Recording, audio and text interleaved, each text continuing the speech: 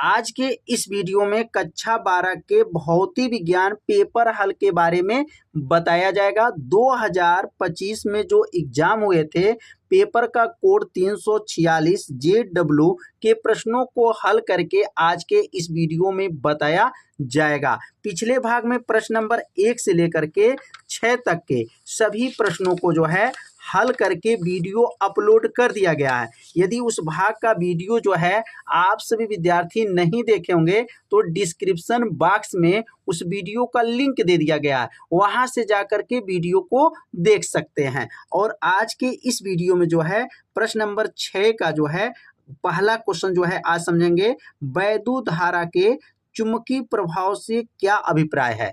और इसमें पूछा गया दो धारावाही समांतर चालक तारों के बीच लगने वाले बल का व्यंजक प्राप्त कीजिए। इसके आधार पर वैद्युत धारा के मात्रक एम्पियर की परिभाषित कीजिए। तो इसमें 3 प्रश्न पूछा गया है। वैद्युत धारा का चुंबकीय प्रभाव क्या है और दो धारावाही समांतर चालक के तारों के बीच लगने वाला बल का सूत्र का निगमन भी करना है और इसके आधार पर एम्पियर का परिभाषा भी देना है। तो एक एक प्रश्न को जो है बहुत अच्छे विधि से बताया जाएगा, इसलिए आप सभी विद्यार्थी वीडियो को पूरा जरूर देखिए। वैद्युत धारा के चुंबकीय प्रभाव के बारे में अब समझेंगे कि वैद्युत धारा का चुंबकीय प्रभाव क्या होता है। तो यहाँ पर सबसे पहले हेडिंग नोट करेंगे, वैद्युत धारा का चुंबकीय प्रभाव। क्या हेडिंग रहेगा? वैद्युत धारा का चुंबकीय प्रभाव क्या है। अब इसका परिभाषा बहुत आसान है। वैद्युत धारा के चुंबकीय प्रभाव का उत्तर क्या है, बस थोड़ा सा आप लोग ध्यान देंगे तो परिभाषा आपको क्या होगा, याद हो जाएगा। वैद्युत धारा का चुंबकीय प्रभाव, पहले हेडिंग को नोट कर लेंगे। अब इसका परिभाषा क्या है, जब तार में, याद रखेंगे, जब तार में वैद्युत धारा प्रवाहित किया जाता है, जब तार में क्या करते हैं, वैद्युत धारा प्रवाहित किया जाता है तो उसके चारों ओर चुंबकीय क्षेत्र उत्पन्न हो जाता है। इस घटना को ही वैद्युत धारा का चुंबकीय प्रभाव कहा जाता है। बहुत आसान परिभाषा है। तो परिभाषा को यहाँ पर कैसे लिखेंगे, तो पहले हेडिंग को नोट कर लीजिए, वैद्युत धारा का चुंबकीय प्रभाव, और परिभाषा को अब यहाँ पर नोट करेंगे। क्या लिखेंगे यहाँ पर परिभाषा, तो अब यहाँ लिखेंगे, जब किसी चालक में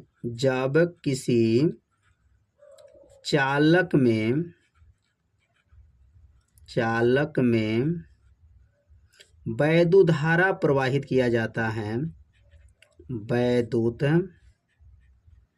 धारा प्रवाहित होती है, वैद्युत धारा प्रवाहित होती हैं, वैद्युत धारा प्रवाहित होती हैं, तो उसके चारों ओर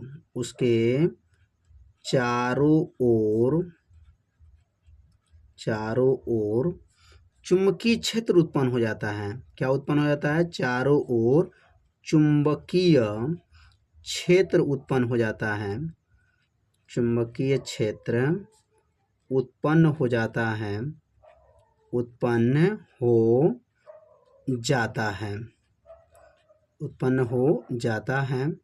इस घटना को, उत्पन्न हो जाता है, इस घटना को क्या कहते हैं, इस घटना को वैद्युत धारा का, इस घटना को वैद्युत धारा का चुंबकीय प्रभाव कहते हैं, वैद्युत धारा का चुंबकीय प्रभाव कहते हैं, वैद्युत धारा का चुंबकीय प्रभाव।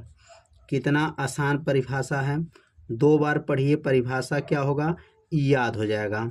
कैसे परिभाषा लिखना है, जब के कोई भी चालक है, किसी भी चालक में वैद्युत धारा जब प्रवाहित किया जाता है तो उसके चारों ओर चुंबकीय क्षेत्र उत्पन्न हो जाता है, और उत्पन्न जब हो जाएगा तो इसी घटना को वैद्युत धारा का चुंबकीय प्रभाव कहते हैं। तो परिभाषा तो यहाँ तक समाप्त हो गया।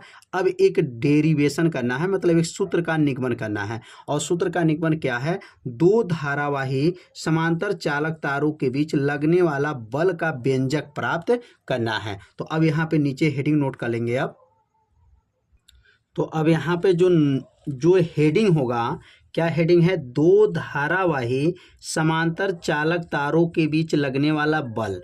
अब यहाँ दो धारावाही है, देखिए सीधी धारावाही जो तार है और समांतर तार है। क्या है? समांतर तार है। और इस तार का नाम भी रख सकते हैं, इस तार का नाम P है और यहाँ पर Q, PQ है, और इस तार का नाम क्या है? R है, और यहाँ पर क्या है? ES है। इसमें जो धारा प्रवाहित हो रहा है, यहाँ पे लिखेंगे I1 एम्पियर की धारा प्रवाहित हो रहा है। पहला तार में I1 एम्पियर और दूसरा जो तार है इसमें I एम्पियर की धारा प्रवाह हो रहा है। और इसके बीच में जो है, इसके बीच में F बल लगा है।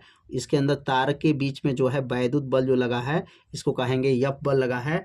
और यह कितनी दूरी पर है? तो कहेंगे यहाँ पर यह लिखेंगे दोनों तार R दूरी पर है। कितनी दूरी पर है? R दूरी पर दोनों तार, समांतर तार R दूरी पर यह रखा गया है। तो यह आकृति आप लोग को पहले समझना है कि दो समांतर तार रहेगा। पहले तार में I1 एम्पियर, दूसरे तार में I2 एम्पियर की धारा प्रवाह है। दोनों तारों के बीच जो बल लगा है F है, और दोनों तारों के बीच की दूरी क्या है?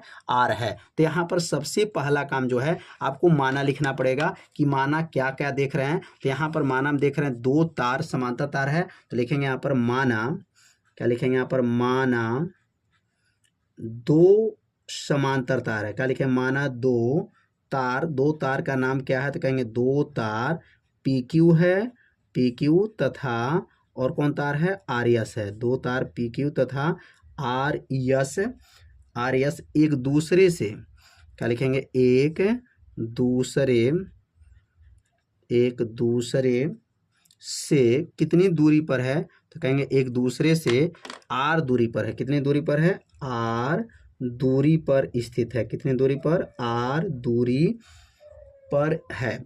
R दूरी पर है। कितने दूरी पर दोनों तार है? R दूरी पर तार है। लिखेंगे तब पहले तार पर, अब क्या लिखेंगे?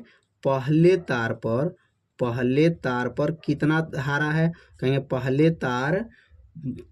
तार में कितना कितने धारा प्रवाहित हो रहा है? I1 ampere. कहेंगे पहले तार में I1 एम्पियर। क्या लिखेंगे? I1 ampere.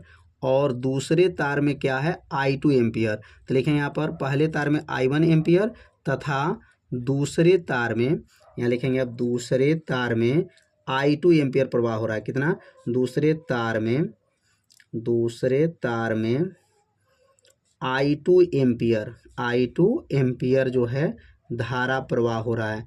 I1 है और एक कौन सी है? I2 है। तो पहले तार में I1 एम्पियर और दूसरे तार में I2 एम्पियर जो है धारा प्रवाह हो रहा है। यह धारा लिख सकते हैं यहाँ पर, धारा बह रहा है। धारा क्या हो रहा है? बह रहा है। तो एक बार और समझ लेते हैं, यहाँ कितने तार हैं? दो तार हैं। तार का नाम क्या है? PQ है और RS है। एक दूसरे से R दूरी पर है। पहले तार में I1 एम्पियर है और दूसरे तार में I2 एम्पियर धारा बह रहा है।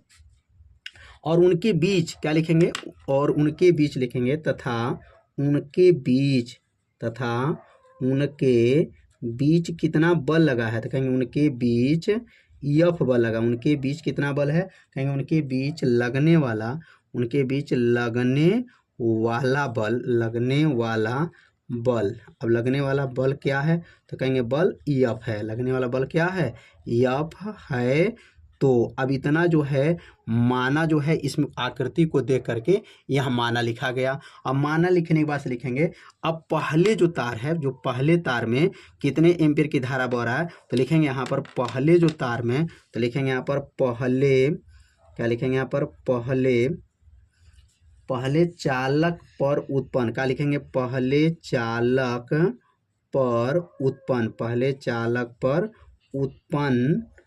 चालक पर उत्पन्न जो है चुंबकीय क्षेत्र। उत्पन्न क्या लिखेंगे यहाँ पर? चुंबकीय क्षेत्र। पहले चालक पर उत्पन्न चुंबकीय क्षेत्र। अब यहाँ चुंबकीय क्षेत्र का सूत्र क्या होता है? तो चुंबकीय क्षेत्र का सूत्र हो जाएगा B बराबर होता है, सूत्र आप लोग पढ़े होंगे, μ0 अपान 2 पाई और क्या होता है? बटा I/R होता है। लेकिन ये पहले तार पर है तो इसलिए यहाँ पे क्या लिखेंगे? B है तो इसको B1 कर लेंगे, बराबर हो जाएगा। और यहाँ पर क्या होगा? μ0 हो जाएगा अपान क्या हो जाएगा 2 पाई हो जाएगा। और ये आई है तो इसमें पहले तार है तो I1 हो जाएगा और आर है तो आर ही रहेगा। ये बन जाएगा समीकरण नंबर 1। तो पहले तार पर उत्पन्न चुंबकीय क्षेत्र कैसे निकाले हैं एक बार रिवीजन करते हैं। पहले चालक पर उत्पन्न चुंबकीय क्षेत्र B बराबर mu naught upon 2 pi I बटा आर होता है। तो ये B1 हो गया, पहले तार हो गया, म्यू नाट अपान 2 पाई I1 बटा आर, ये बन गया समीकरण नंबर 1। तो पहले तार पे जो है उत्पन्न चुंबकीय क्षेत्र खत्म। अब बल यहाँ पे गणना करेंगे तो अब लिखेंगे दूसरे, क्या लिखेंगे यहाँ पर, दूसरे क्या लिखाएगा, दूसरे तार पर, अब लिखेंगे यहाँ पर दूसरे, लिखेंगे दूसरे चालक पर लगने वाला बल। तो लिखेंगे दूसरे चालक पर लगने वाला बल, लिखेंगे दूसरे चालक पर लगने वाला बल। तो लगने वाला बल, तो बल का सूत्र क्या होता है, तो चालक पे लगने वाला बल का सूत्र जो होता है यफ बराबर सूत्र होता है, यफ बराबर क्या हो जाएगा, यफ बराबर आई बी यल साइन थीटा होता है। ये तो सूत्र हो गया, यह बराबर आई बी एल साइन थीटा। अब इसमें मान को भरेंगे तो यह दूसरे चालक है, इसलिए इसको F2 भी कर सकते हैं, ये F2 हो जाएगा। और ये दूसरे चालक है तो दूसरे चालक में I2 एम्पियर है। और ये पहले वाले चालक जो उत्पन्न चुंबकीय क्षेत्र था वो दूसरे में उपयोग कर लेंगे तो यह B1 ही रहेगा और यल ही रहेगा क्योंकि तार की लंबाई यल है। और यहाँ का लिखेंगे साइन थीटा रहेगा। यहाँ थोड़ा सा ध्यान देंगे, इसको F2 कर सकते हैं और ये I2 क्यों, क्योंकि दूसरे चालक में बहने वाली धारा है। और ये B1 क्या है, पहले चालक में जो उत्पन्न चुंबकीय क्षेत्र है वो दूसरे में भी उत्पन्न चुंबकीय क्षेत्र उतना ही रहेगा, ये B1 रहेगा, यल साइन थीटा। और ये बन जाएगा समीकरण नंबर क्या बनेगा, 2 बन जाएगा। अब ये B1 का मान जो निकला है ये B1 के जगह पर रख देंगे। तो B1 के जगह पर जब रखेंगे तो क्या लिखेंगे यहाँ पर, समीकरण 1 का मान जो निकला है, समीकरण 1 का मान जो निकला है, समीकरण 1 का मान B1 का जो मान निकला है वह समीकरण नंबर 2 में रखेंगे। समीकरण क्या करेंगे, 2 में रखने पर, अब समीकरण 2 में रख देंगे, समीकरण 2 में रखने पर। अब किसके जगह पे रखेंगे, तो ये B1 के जगह, B1 को हटा देंगे और B1 वाला मान को यहाँ पर रख देंगे। तो क्या बन जाएगा, तो अगला लाइन जो बनेगा यफ बराबर हो जाएगा, यफ बराबर, अब यफ बराबर हो गया। अब यहाँ पर I2 है तो यहाँ I2 रहेगा, B1 का मान हट जाएगा, B1 का मान क्या होगा, म्यू नाट अपान 2 पाई हो जाएगा, 2 पाई I1 बटा क्या है आर, उसके बगल में क्या है यल, और उसके बगल में क्या है साइन थीटा हो जाएगा। तो क्या बना, यहाँ पे मान रखेंगे यफ बराबर I2, यह I2 उतर जाएगा, B1 का मान म्यू नाट अपान 2 पाई I1 बटा आर और यल साइन थीटा। अब इसको सीधा क्रम में लिख देंगे, सीधा क्रम में जब लिखाएगा तो क्या बनेगा, यफ बराबर होगा म्यू नाट अपान 2 पाई, म्यू नाट अपान क्या हो जाएगा 2 पाई हो जाएगा। और यहाँ लिखेंगे I1 क्या हो जाएगा, I1 I2 बटा आर और बगल में यल, और ये क्या बनेगा साइन थीटा हो जाएगा। यही जो है सीधे धारा, सीधे जो है समांतर तार के बीच में लगने वाला बल का सूत्र आ गया। अगर यहाँ साइन थीटा के मान बात करते हैं तो थीटा यहाँ सीधा तार है तो 90 अंश का कोण पर है, इसलिए यहाँ साइन थीटा के जगह पर 90 अंश रख सकते हैं। थीटा के जगह हटाएंगे और साइन थीटा 90 अंश रखेंगे और साइन 90 अंश का मान क्या होता है 1 होता है। तो अगला लाइन जो है यहाँ पर थीटा का मान रख लेंगे। तो यह सूत्र का निगमन जो किया गया बहुत आसान विधि से किया गया है, बहुत सरल विधि से किया गया है। एक बार ध्यान देंगे, पहले तार में उत्पन्न चुंबकीय क्षेत्र निकालिएगा और जब चुंबकीय क्षेत्र निकल जाएगा तो दूसरे चालक पे लगने वाला बल जब निकालेंगे तो यह I2 रहेगा और ये B1 रहेगा, क्योंकि चुंबकीय क्षेत्र जो B1 वाला है इसमें यूज करना रहता है। और यल लंबाई है, जो तार की लंबाई है उसको यल ही मानेंगे। और यहाँ दोनों तार बराबर है, याद रखिए L1 L2 नहीं लेंगे, केवल यल लंबाई का तार है तो इसलिए यहाँ पर यल रहेगा। और अब रखेंगे साइन थीटा, थीटा के जगह पर अब 90 अंश रखने जा रहे हैं। अब यहाँ थीटा बराबर जो है, थीटा बराबर जब 90 अंश रखेंगे तो क्या सूत्र बना था, यफ बराबर सूत्र था म्यू नाट अपान 2 पाई, और क्या था यहाँ पर I1 था, I2 था, R था और यल साइन थीटा। तो थीटा के जगह पर 90 अंश हो गया। अब मान जब भर दिया गया तो यहाँ पर अगला लाइन क्या बनेगा, यफ बराबर हो जाएगा म्यू नाट अपान 2 पाई और यहाँ हो जाएगा I1 I2 बटा आर यल और साइन अभ्यंश का मान 1 हो जाएगा। अब 1 में जब गुणा कर लेंगे तो एफ का सूत्र क्या हो गया, एफ बराबर म्यू नॉट अपान 2 पाई और यहाँ का आ जाएगा I1 I2 और यल एक में 1 का गुणा करेंगे तो यल ही रहेगा, बटा में क्या होगा आर हो जाएगा। तो यह मान जो है क्या क्या आ गया, समझ में आ गया होगा। यहाँ थीटा व नब्बेंश क्यों रखे हैं, क्योंकि दो समांतर तार है और समांतर तार जो होते हैं एक दूसरे के क्या होंगे, लंबवत हो जाएंगे। तो इसमें थीटा व का लिखेंगे, नब्बेंश रखेंगे और सीधा होने की वजह से, समांतर होने की वजह से नब्बेंश का कोड बना है और साइन नब्बेंश का मान 1 हुआ और 1 में जब गुणा करे हैं तो मान आ गया यह बराबर म्यू नॉट अपन 2 पाई I1 I2 यल बटा आर। अब इतना का मान आपको याद होगा, क्या मान होता है, एफ बराबर होता है 2 गुणे 10 के पावर -7 होता है और ये क्या बनेगा I1 I2 यल बटा आर हो जाएगा।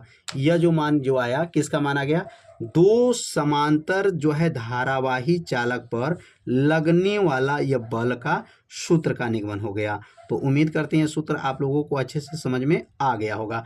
अब यहाँ पर ये जो है एम्पियर की परिभाषा बताना है, तो अब लिखेंगे यहाँ पर एम्पियर की परिभाषा। अब इस सूत्र से एम्पियर की अगर परिभाषा लिखेंगे तो यहाँ लिख देंगे यहाँ पर एम्पियर की परिभाषा और एम्पियर की परिभाषा बनाना सीखेंगे तो एम्पियर की परिभाषा लिखेंगे और कैसे परिभाषा बनाया जाएगा बहुत आसान है, बस थोड़ा सा आपको ध्यान देना है।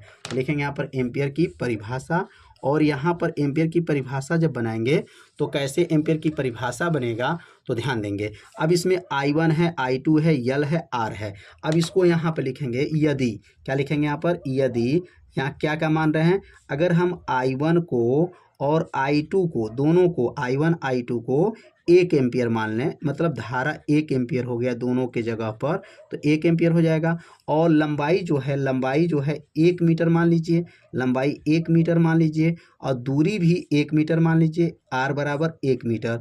तो क्या रिजल्ट आएगा, एफ का क्या सूत्र बनेगा, क्या मान आएगा, अब मान भर कर देखेंगे तो यहाँ लिखेंगे यहाँ पर, तो ये मान भरने के बाद क्या आता है, तो एफ का सूत्र क्या है, ऊपर देखिए एफ का सूत्र बना है, एफ बराबर क्या है 2 गुणे 10 के पावर -7, ये बना था I1 था, I2 था और क्या था, यल था और बटा में क्या था, आर था। अब इसमें मान को भरना पड़ेगा, तो जब मान को इसमें भरेंगे तो क्या बनेगा, एफ बराबर हो जाएगा 2 गुणे 10 के पावर -7 हो गया गुणे, अब I1 को मान कितना माने हैं, 1 माने हैं, I2 के ना माने हैं 1 माने हैं, यल का मान 1 माने हैं और बटा में आर का मान भी 1 है। जब इसको हल कर लेंगे तो 1 का नाम 1 पूरा मान क्या आ जाएगा, गुणा करने पर क्या आएगा, एफ बराबर आएगा 2 गुणे 10 के पावर -7 आ गया। और मात्रक क्या होता है, बल का मात्रक क्या होता है, न्यूटन होता है। तो यह मान जो आया, एफ का मान 2 गुणे 10 के पावर -7 न्यूटन आया। लेकिन यह मान कब आएगा, यह मान कब आएगा, 2 गुणे 10 के पावर -7 न्यूटन कब आएगा, जब यहाँ पर I1 I2 1 एम्पियर, लंबाई 1 मीटर, आर बराबर 1 मीटर हो, तो बल 2 गुणे 10 के पावर -7 जब न्यूटन होगा, जब ये न्यूटन होगा तो धारा कितनी होनी चाहिए, 1 एम्पियर होनी चाहिए। तो अब यहाँ पर इसकी परिभाषा लिखेंगे यहाँ पर, अर्थात, और यहाँ परिभाषा क्या बनेगा, तो अब यहाँ परिभाषा लिख लेंगे कि परिभाषा बनेगा 1 मीटर लंबे, को मीटर कहेंगे यहाँ पर, 1 मीटर लंबे तार होना चाहिए। लिखेंगे यहाँ पर 1 मीटर, कितने मीटर, 1 मीटर लंबे। अब 1 मीटर लंबाई का तार होना चाहिए और 2 तार होना चाहिए, तो इसलिए लिखेंगे 1 मीटर लंबे 2 समांतर तार, 2 समांतर तार। लिखेंगे यहाँ पर 2 समांतर तार जो परस्पर कितनी मीटर दूरी पर आना चाहिए, 1 मीटर के दूरी पर, परस्पर 1 मीटर दूरी पर रखे, 1 मीटर दूरी पर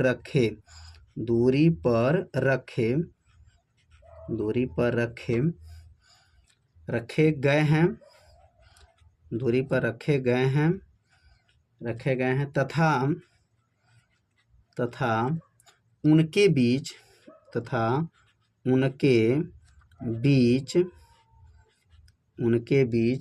लगने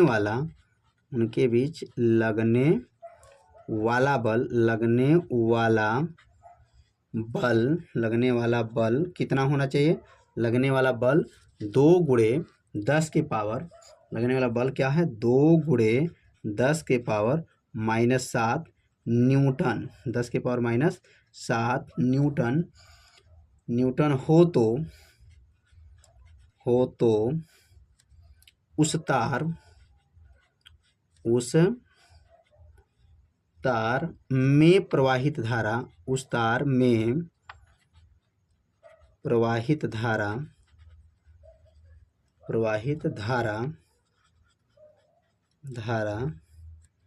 1 एम्पियर होगा, 1 एम्पियर होगा।